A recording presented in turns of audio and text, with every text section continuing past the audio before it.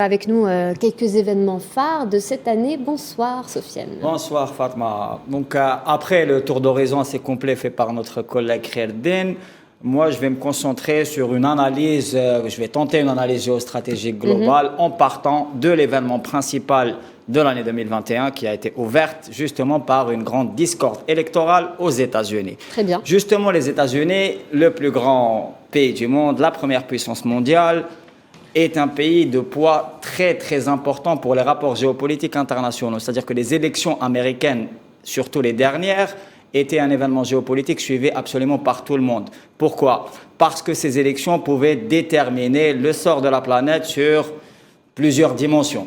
Déjà, premièrement, parce que la puissance américaine dispose de 1000 bases à travers le monde et que ce poids-là fait que absolument tous les acteurs politiques suivent ce qui se passe là-bas. Donc, le premier point, c'est qu'on a connu pour la première fois dans l'histoire des États-Unis une contestation forte des résultats électoraux et donc une contestation de la démocratie libérale qui faisait justement l'image et aussi la posture des États-Unis d'Amérique.